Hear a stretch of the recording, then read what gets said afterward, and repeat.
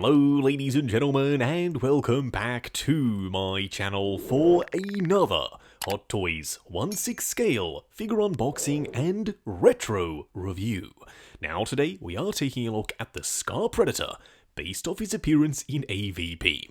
I know, not everyone's favourite movie, but heck, I sat down recently and watched it for the first time, and I absolutely loved it. For what it was, it's a pretty fun movie. The Predators are absolute beasts. Hence, I decided, I'm going to need one of them for the display. My current plan is to pick up the main Pred from each movie, and this guy survived the longest.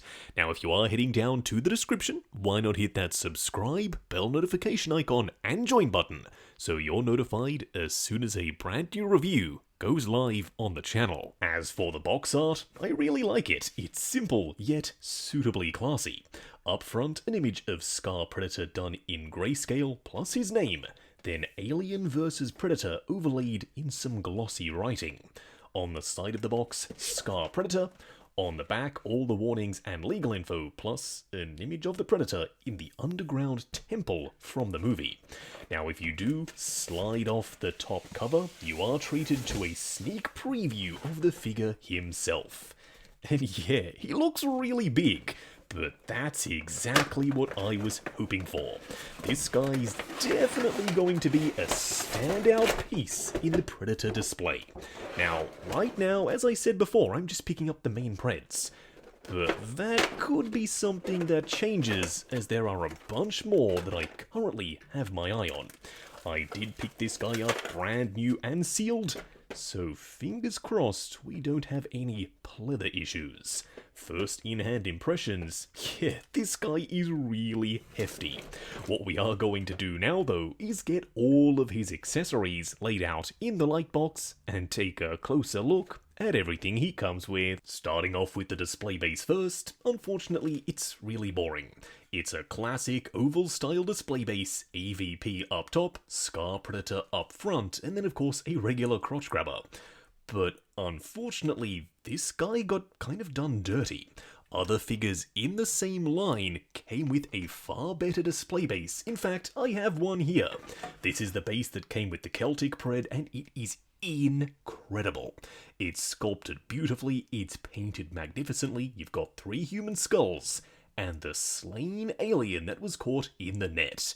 He's got this green goop coming out of him in various different places, plus you still have a regular crotch grabber. Now, I had to get this on eBay because, once again, this isn't the base Scar Predator comes with, but you bet in my display he's 100% going to be using this one. One of the more unique upgrades for AVP was that the Predators have multiple different lengths of wrist blades.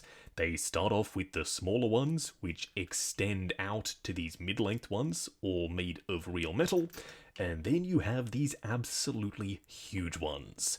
They are a little bit dangerous here in 1/6 scale, because these spiky points are actually really pointy.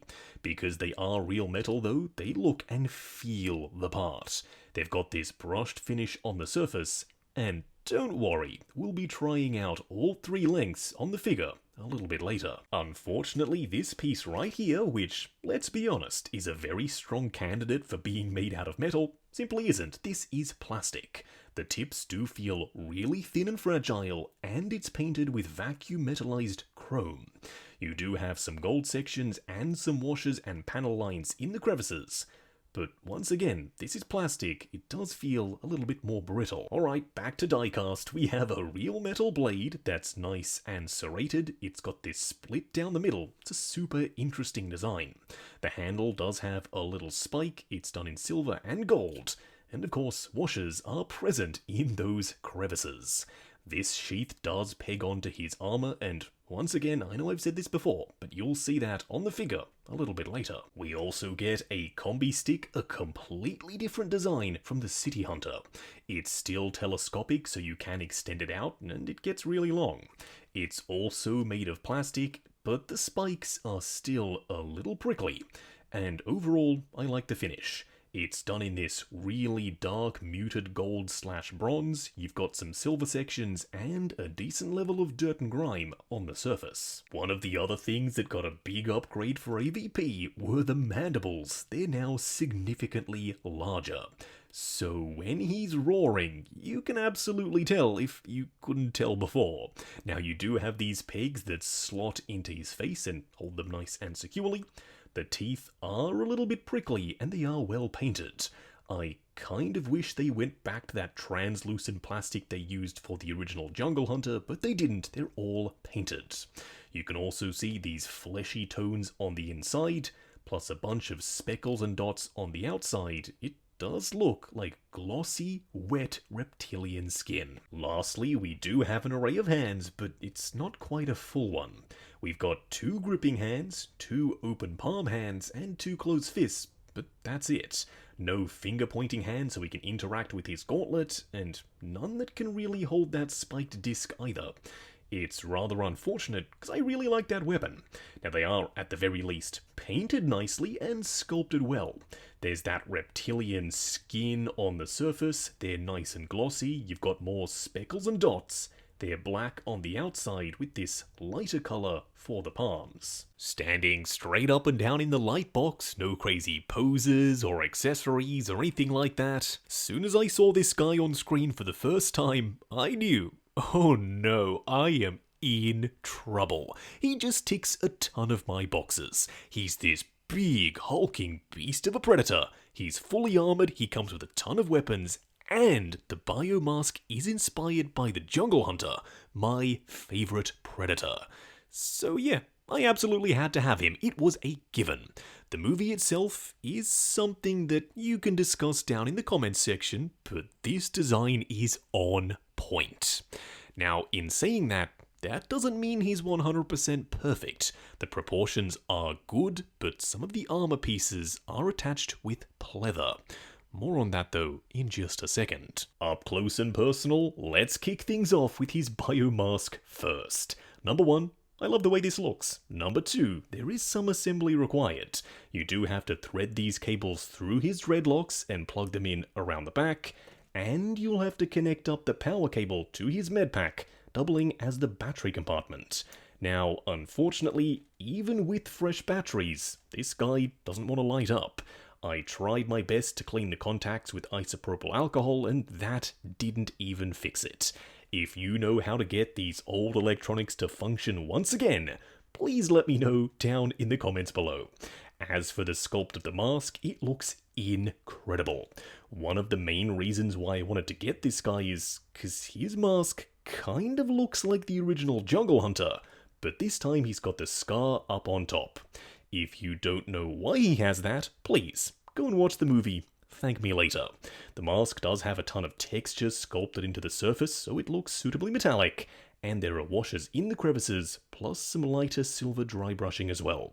You also have a couple of sections with this kind of orangish rust effect. It just makes, as I said, this mask look that little bit more metallic. With the mask removed, this is one ugly figure, but I mean that in the best way possible. The sculpt is bang on to the movie, at least in my opinion. The only complaint I have is that the quills are sculpted and painted rather than being separate pieces. With later Hot Toys Predators, they actually made them 3D separate elements, but this was back in the day. They made it a little bit simpler. You do have the scar up front, although it's rather subtle, and the paint applications are really well done. You've got a bunch of little dots and color gradients, plus it's nice and wet and glossy looking. In AVP, his mandibles were a lot bigger than the original Preds, and you can see that here too. But when we swap them out for the roaring ones, it's going to be a lot more obvious. He does have a ton more texture sculpted in for the mandibles themselves. It kind of looks like they'd stretch and open, and then the dreadlocks are made of this rubbery material. They do lay rather nicely, although you will have to futz with them just a little. And for now, all of the bands have still retained their metallic colour. See what I mean? These things are absolutely enormous, but it kind of works here. It shows that these Preds are a different breed entirely. Now, the reason why I mentioned the metallic band sections is because with the classic Pred, these actually faded away and became all black.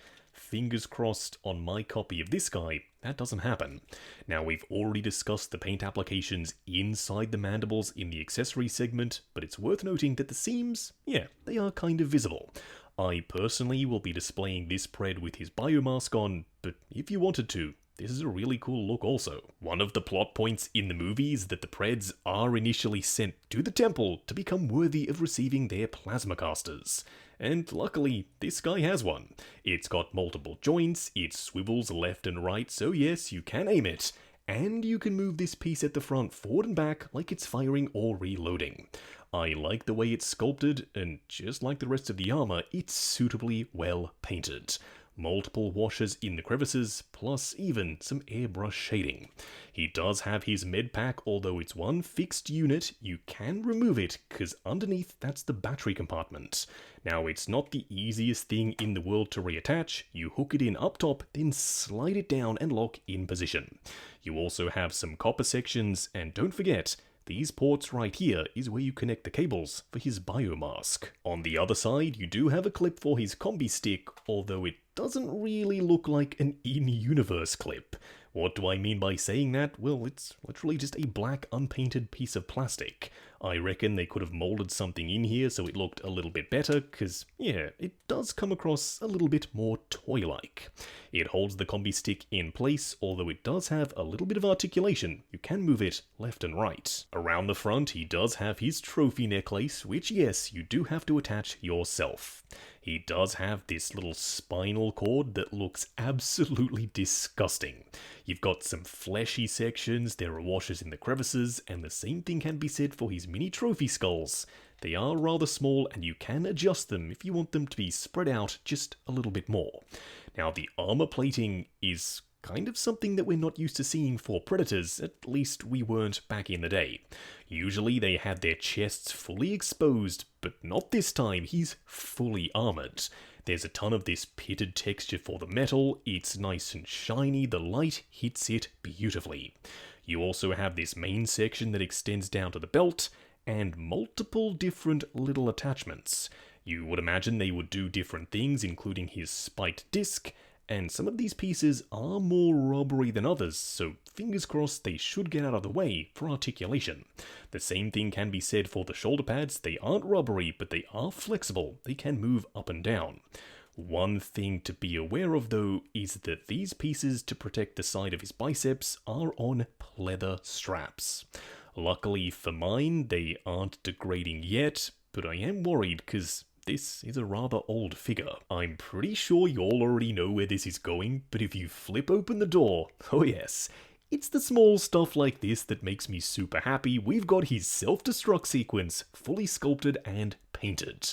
Unfortunately, it doesn't light up, that would have been icing on the cake, but at the very least, you can flip it open, and all of the stuff that's supposed to be there absolutely is. On the other side, we of course have his gauntlet and the Pred blades, which are real metal. I know, we discussed this earlier, but when you're changing out the hand, your fingers are awfully close to them. I would suggest removing the blades first and then switching out the hands, then plugging them back in position, just to save yourself from the trauma of being spiked by the Predator. Now, the gauntlet is sculpted kind of like this one with this ribbed hose section up on top, but then the section where the blades come out of is, of course, understandably, completely different. With these ones on, you may be thinking, whoa, they are getting way too long. And yes, I tend to agree with you. They extend down all the way past his fist. I kind of prefer them to end right around here. Now, they don't actually extend out like previous Preds. You do have to swap them out manually, which isn't the easiest thing in the world to accomplish. I would suggest wiggling them forward and back first, and then they should come out just a little easier. If you didn't like the second ones because you thought they were too long, then you're definitely not going to like these either. For me, I'm going to stick with the smallest ones, but these are absolutely massive. Once again, they are real brushed metal, super prickly, and you swap them out in the same way. You may be thinking, just like I was, oh, I wonder where they actually get stored inside this small gauntlet, because these are significantly longer. But I don't know, maybe it's some kind of alien future tech they fold up inside the gauntlet. As you can see, they are huge. Down here for the legs, we do have a ton more of the real fabric netting. Now, I kind of don't love the way this looks. I was expecting it to be tight and form-fitting, kinda like that, but as you can see, it isn't. Now, they could have done this for articulation, so there's a little bit more room to give you more range of motion, but as it stands, yeah, it's kind of ugly. You also have some pleather straps, and so far so good, they haven't flaked throughout the course of this video. Then you have the skin texture, and it's really well painted. It actually looks like glossy, wet reptilian flesh. For the boot sections or the shin armor, either way, I like the way it looks. It's nice and shiny, you've got this texture on the surface that makes it look like metal, and you have a spot to install his sheath and his dagger/sword. Plus, the feet are also armored around the front with these big spikes, and 3 more spikes around the back that are really prickly. Please, once again, be careful, do not spike yourself. On the underside, the treads are also fully detailed. For a quick side-by-side comparison, here we have the Classic on the right and the Scar Predator on the left. Yeah, the new guy is taller, he's bulkier, he's bigger, and he's a lot more armored. In saying that though, he's quite a different looking Predator except for the biomask. It quite clearly takes inspiration from the original Jungle Hunter, and that's why I love it. It's just all around this badass pred with a hint of classic at the same time. Next up, here we have City Hunter. He's just as tall as Scar Predator. Should that be the case? I don't know, weigh in down below, but this looks pretty much on point to me. He is, however, a lot leaner than Scar, and he's wearing a lot less armor, so in the display there's still quite a clear visual difference between all 3 preds. Going over articulation, do bear in mind this is my personal copy of the figure, so I'm going to be a little bit more careful. Starting off with the head sculpt, it's on a double ball peg. Looking forward and back, swivel and pivot side to side. The arms go up to there, they go forward and back, butterfly joint at the shoulder that only gives you a teeny amount of range, single bend at the elbow that also incorporates a swivel, and a regular 1/6 scale wrist peg. The torso only really gives you swivel, the legs go forward to there, going out to there, swivel at the upper thigh, single bend at the knee that gets you to almost 90, and of course a double ball peg down here for the ankle. Wrapping up on the Hot Toys Scar Predator. Now, I know, he's not from the best movie in the franchise, but I really liked it, I had fun with it, and the Predator designs are fantastic. They're big, they're bulky, they're unique, and this figure in particular is going to stand out in the display. He's fully armored, although you can still see some skin and netting. Then the biomask is beautiful. It's a throwback to the Jungle Hunter, which is my personal favorite Predator, so it kind of makes sense that it works for me. He also comes with a ton of epic weapons, some of which are real metal.